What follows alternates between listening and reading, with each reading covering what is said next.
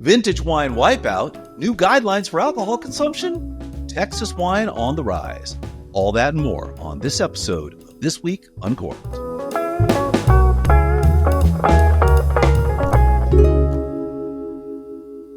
Hello, everybody, and welcome to episode 3 of This Week Uncorked for Wednesday, July 31st, 2024. I'm Brett Martin from Cork and Journey, your number one source for Corkage information.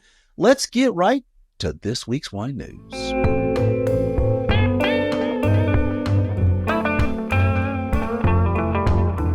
Well, over at the San Francisco Chronicle, one of California's largest wine companies has filed for bankruptcy, and that is Vintage Wine Estates.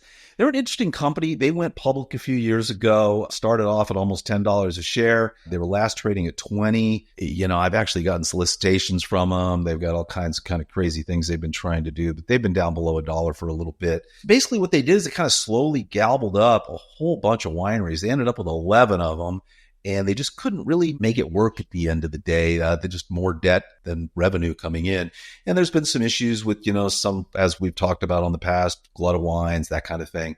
They owned 11 wineries, as I said. They had B.R. Cohen, Clos Pegasus, Firesteed, Gabbard, Nude, Owen Rowe, Sonoma Coast, Swan Vineyards, Vianza. And Cosentino Winery was one that they did own for a little bit. But in other wine news, it turns out that Brion Wise has bought Cosentino from Vintage Wine Estates. This all went down at the exact time of the bankruptcy, so they filed Chapter 11, and he purchased it. They're using it. They're basically going to sell off all their assets. There are a whole bunch of other articles you can read about what's going on there, but they're going to be laying off all their employees by mid-September. So again, it's kind of like all the tasting rooms, everything's closing down if you start going through some of the wineries I mentioned before. But Brion Wise, who has Brion Wise, actually, at B Wise Vineyards. B Wise, we've talked about him before, actually sat at a tasting with him. Really nice wines. Does a super, super nice job there. Anyway, earlier in the year, he bought a 128-acre estate up on Pritchard Hill, which, as you know, is just really doing some great wines up there in Napa, Candona, some other people up there doing some great stuff. Anyway, he now has snapped up acreage from Vintage Wine Estates right off Highway 29. So he's got that entire Cosentino winery. It's a beautiful estate. So who knows what's going to happen there, but continuing to expand his wine growing empire. Shout out to Brion Wise.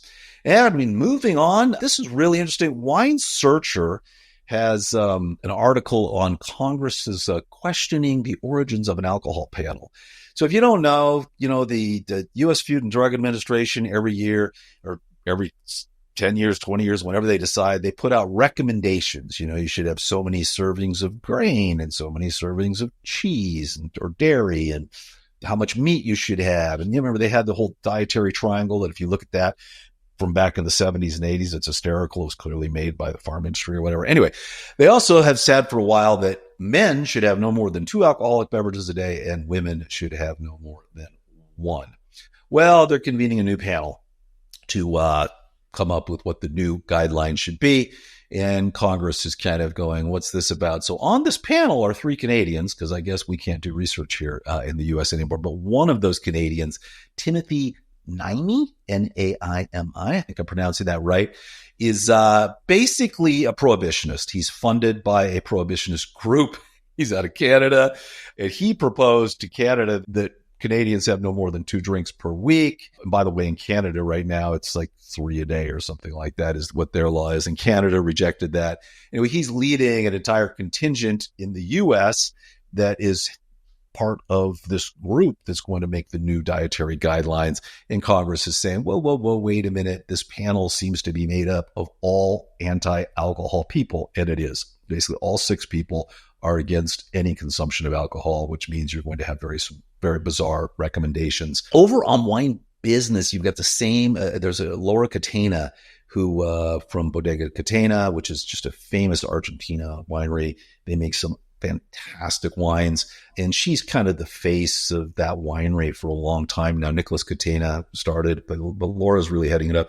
She's an interesting person in that she is a doctor who lives in Argentina and actually practices medicine up in San Francisco. She splits time, and she's written a really interesting article on Wine Business about alcohol consumption, about the research, what it shows. So if you want to deep dive a little more into that, there's going to be a link in the show notes here, and see what Laura's got to say over at winebusiness.com.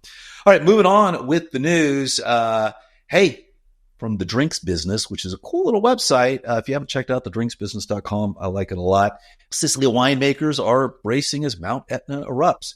So this is kind of interesting. It made a lot of headlines, but Mount Etna has been erupting, throwing a lot of ash in the air. Bottom line is a lot of much ado about nothing, because it really helps with the wines. It helps with the soil. It's kind of what everything is about there. But I wanted to put this article in because there's two things. I've talked about Som TV before. They actually did a great little video, turned into almost like a mini movie about making wine on the slopes of Mount Etna. But they also have a great article on winemaking in the area, because they've got a Som TV magazine. So I put a link to the show notes in there as well. Just fascinating. People will make wine anywhere that they can. And, basically the soil is what determines what it's going to be, the climate, all of that. So kind of cool to take a look at that. So take a look at the article over in the drinks business, as well as that article in Som TV magazine. I think you'll find it interesting. And all our friends over at Decanter are talking about dry farming and American viticulture and the changing climate. Drop this one and you'll see there's a couple reasons that this article's in here. But if you don't know what dry farming is, it basically means farmers don't irrigate their crops whatsoever. So basically they're just relying on rainfall. In order to do this, of course, you're going to have to irrigate for a little bit to get them going, but you want to really stress these vines that the roots go really, really deep, so that they're finding the soil down there. And also it makes for a different flavor profile because the roots are going so deep to find their own water. One company, Frog's Leap out of Napa, has been doing this for a very, very long time. In 1988, they became one of Napa's first organic certified wineries, and they have been dry farming for a long time. There are many of their vineyards are dry farmed. Not all, but many of them are. And the article over at Decanter is focusing on a couple other winemakers in Napa that are working on dry farming. But it's an interesting practice. A lot of Europe's been doing it for a very long time. You haven't really seen it over here. I mean, it's interesting, though, as this climate change, it gets hotter and hotter, water tables change, could make dry farming a little more difficult. But we'll also have a link in the show notes, both to the Decanter article and a nice article about Frog's Leap and their dry farming as well, that you can find over on Cork and Journey. And also from the drink business, they've got an interesting article called "Can You Make Sparkling Wine in Texas?" Why, yes, you can. Anyway, it's really an article about, can Texas wine be taken seriously, and can them making sparkling wine be taken seriously?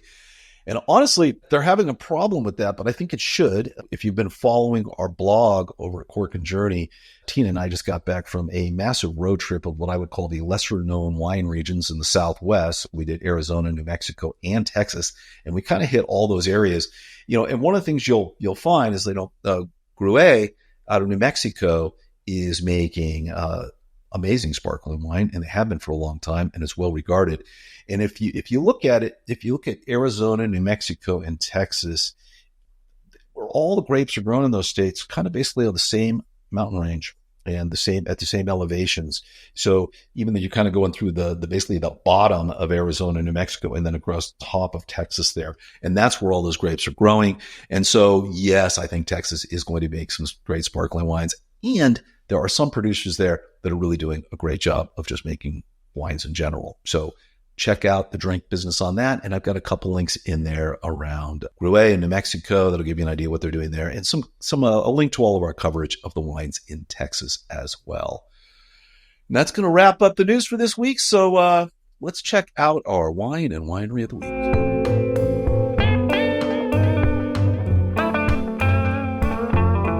All right. Hey, Frog's Leap it is. Since we talked about them and their dry farming, I wanted to highlight them. This is just a great place to visit if you're in Napa Valley. I just highly recommend it. Beautiful tasting room, beautiful grounds. They do a super, super nice tour. They talk to you about organic farming, how they're making their wines. They're doing some really, really amazing stuff there. I can't recommend them more highly. They're just the tours we had, the wine tasting we had, absolutely amazing and outstanding stuff. And, one of the wines we tasted when we were there was the 2018 William Rossi Cabernet Sauvignon. This comes in at $125 a bottle. It's not cheap, 4.2% alcohol, but man, this is just outstanding wine, beautiful black fruit. It's just amazing. 80% Cabernet Sauvignon from their South Creek block, 10% from their North Creek block. It's just, and 10% from their Hilltop block. They really just, everything they do with this wine is ridiculous. And, a lot of people, Frog's Leap, by the way, the name is just a play off on Stag's Leap. Everybody, Stag's Leap Vineyard, Stag's Leap District, when they were putting their vineyards together, they thought they'd have fun and call it Frog's Leap. But this is a really, really great wine. So if you're in Napa, you get a chance, highly recommend checking out Frog's Leap and doing a tasting, and you will be pleasantly surprised. Just really, really great stuff. And with that, let's wrap this up and head over to our restaurant and Corkage of the Week.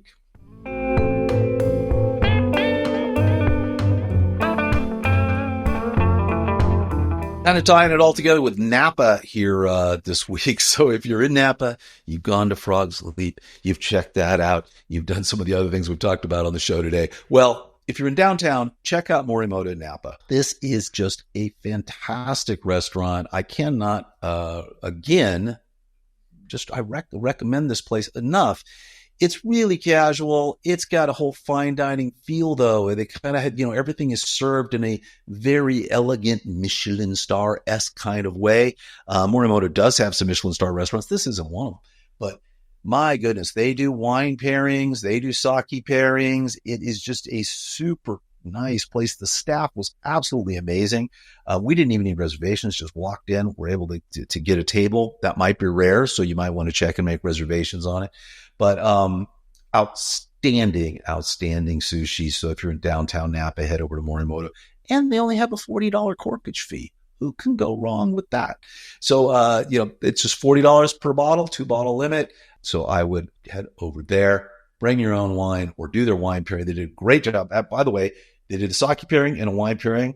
We were with a group of 6. Half the people did the sake pairing, half the people did the wine pairing. The wine pairing won out. People felt that the wine pairing was better because we kind of shared them back and forth. So I recommend going with the wine pairing. All right, everybody, that's going to wrap up our show for this week. I want to thank you so much for tuning in. And as always, please head over to Cork and Journey to find out what the corkage fee is at your favorite restaurant. Also, check out our restaurant reviews, our wine reviews, our winery reviews, and we'll see you next week. Thanks for stopping by.